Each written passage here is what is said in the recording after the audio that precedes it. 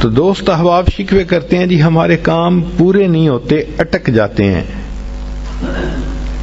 اور پھر وہ کسی کے پاس جاتے ہیں، عملیات والوں کے پاس، تو ان کا تو چونکہ کاروبار ہے، انہوں نے پیسے کمانے ہوتے ہیں، تو وہ سمپل جواب دیتے ہیں جی کسی نے لگتا ہے تمہارا رزق باندھ دیا ہے، کسی نے تمہارا رشتہ باندھ دیا ہے، اور ہم اس کو بلیو کر لیتے ہیں۔ بھئی اللہ کسی کو دینا چاہے تو کون اس کو باندھ سکتا ہے؟ کیوں کسی کو چھوٹا خدا بناتے ہو؟ کوئی کسی کا رزق نہیں باندھ سکتا، کوئی کسی کا رشتہ نہیں باندھ سکتا، ہمارا ایک ہی خدا ہے، اس کے کام کو کوئی روک ہی نہیں سکتا۔ خواہ مخواہ اپنا عقیدہ بھی خراب اور اپنا عمل بھی خراب۔ سیدھی بات ہے کہ نبی علیہ الصلوۃ والسلام نے جو باتیں سکھائیں ان کو کریں، خود بخود عملیات سے جان چھوٹ جائے گی۔ چنانچہ عورتیں اکثر پوچھتی ہیں جی کہ میرا رشتہ اچھا ہو جائے، بیٹے کو جاب مل جائے، بہو کا ویزا رکا ہوا ہے، فلاں کام اٹکا ہوا ہے۔ تو بھئی اٹکے ہوئے کاموں کے لیے عمل نبی علیہ السلام کے مبارک زبان سے ابو داؤد شریف کی روایت ہے۔ نبی علیہ السلام نے فرمایا جو مومن صبح و شام 7 مرتبہ اس دعا کو پڑھے گا، اللہ تعالیٰ اس کے ہر ادھورے کام کو پورا فرما دے گا۔ اور وہ کیا ہے؟ حسبی اللہ لا الہ الا ہو علیہ توکلت وہو رب العرش العظیم۔ بعض لوگوں کو رزق کی تنگی کے بڑے شکوے ہوتے ہیں، اور ان کے دل پہ فاقے کا خوف رہتا ہے، ڈر رہتا ہے، اور فاقے سے بچنے کے لیے وہ سارا دن کاروبار کے پیچھے بھاگتے دوڑتے بھی رہتے ہیں۔ سنیے، ابو نعیم کی روایت ہے، ابن ابی شیبہ نے بھی اس کو لکھا کہ نبی علیہ الصلوۃ والسلام نے ارشاد فرمایا جو شخص اس دعا کو پڑھے گا اللہ اس سے 70 مصیبتیں دور کریں گے، جن میں سب سے چھوٹی مصیبت اس کا فاقہ ہوگا۔ جو شخص اس دعا کو پڑھے اللہ تعالیٰ اس سے 70 مصیبتوں کو دور فرمائیں گے، اور سب سے چھوٹی مصیبت فاقہ ہوگی، اور وہ فقرہ ہے لا حول ولا قوة الا باللہ لا ملجأ ولا منجأ من اللہ الا الیہ۔ کئی مرتبہ انسان غمزدہ ہوتا ہے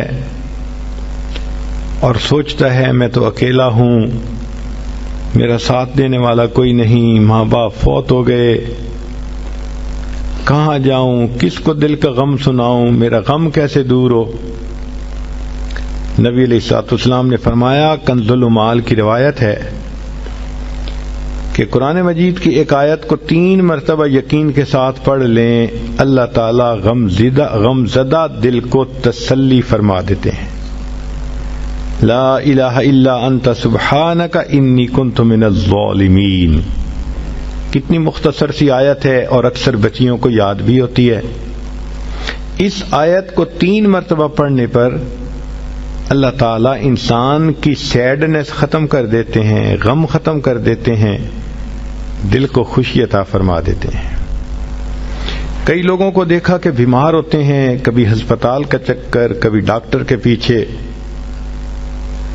تو نبی علیہ الصلوۃ والسلام نے ایک حدیث پاک میں فرمایا، اس حدیث کو مسند احمد نے روایت کیا اور طبرانی نے روایت کیا کہ جو شخص فجر کے بعد 3 مرتبہ یہ دعا پڑھ لے اللہ 4 مرضوں سے اس کو نجات عطا فرما دیتے ہیں۔ امید ہے کہ مستورات توجہ سے یہ بات سنیں گی اور اس کی اہمیت کو ذرا سمجھیں گی کہ جو شخص فجر کے بعد 3 مرتبہ یہ آیت پڑھ لے تو اللہ تعالیٰ اس کو 4 بڑے بڑے مرضوں سے بچائیں گے۔ نمبر 1، پاگل پن. اگر کوئی آدمی مینٹلی ان بیلنسڈ ہو، ریٹارڈڈ ہو،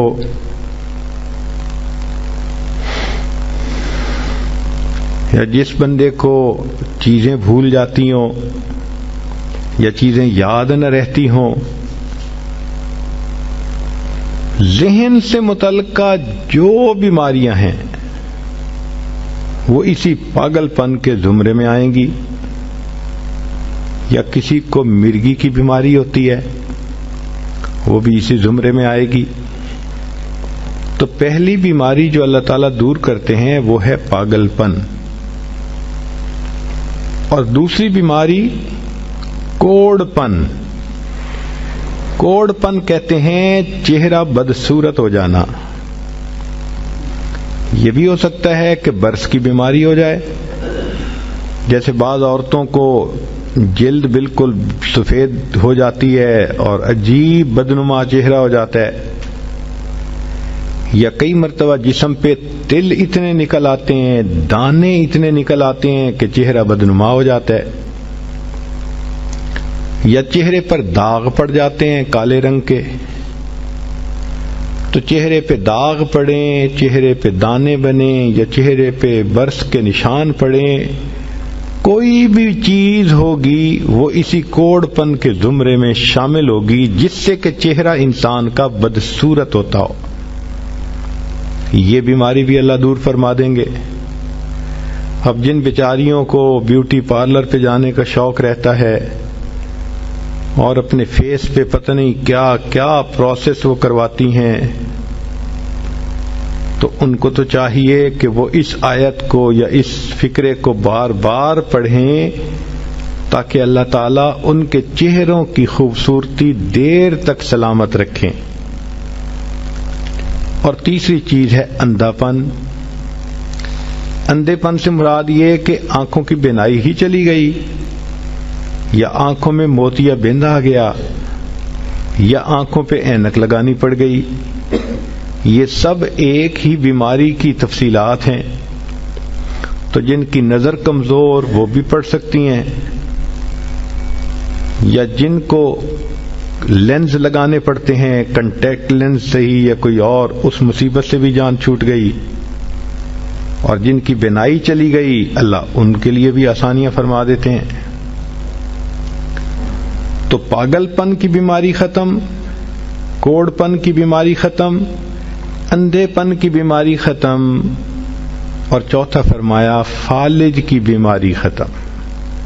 فالج ایک تو ہوتا ہے کہ انسان کا ہاتھ یا پاؤں کام ہی نہ کریں، اور ایک یہ بھی ہوتا ہے کہ اتنی ویکنس کہ عورت کہتی ہے مجھ سے تو کھڑا ہی نہیں ہوا جاتا، میرے پاؤں سن ہو جاتے ہیں، میرے ہاتھ سن ہو جاتے ہیں.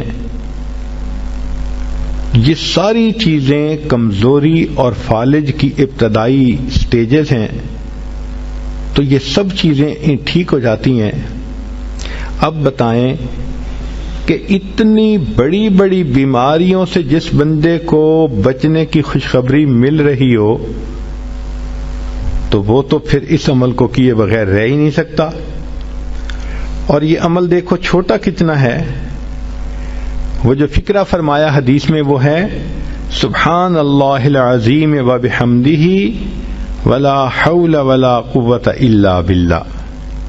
اتنا سا فکرہ پڑھنے پر اللہ چہرہ بھی پر نور بنا دیتے ہیں، میموری بھی تیز کر دیتے ہیں، اللہ تعالیٰ بینائی بھی تیز کر دیتے ہیں، اور اللہ تعالیٰ جسم میں طاقت بھی بھر دیتے ہیں.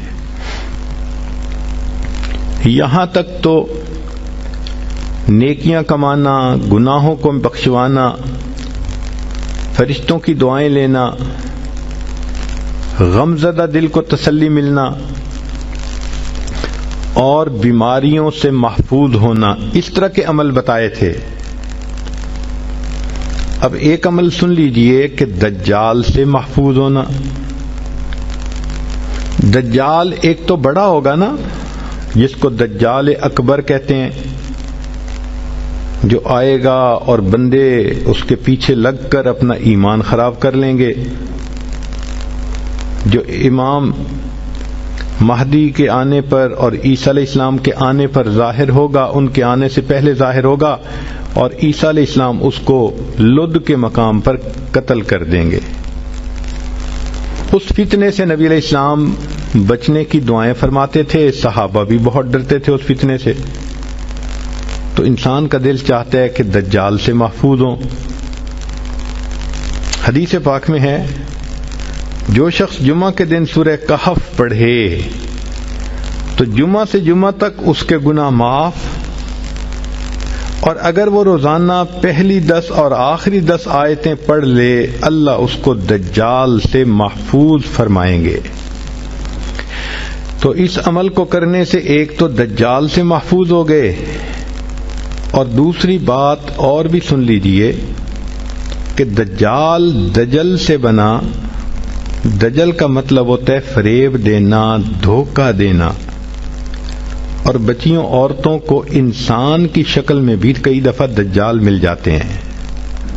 وہ ان کی عزتیں لوٹتے ہیں، بہانے بنا بنا کے دھوکے دیتے ہیں، ان کو بیٹرے کرتے ہیں. تو اس عمل کے کرنے سے عورت بچی ایسے دجالوں سے بھی محفوظ رہے گی.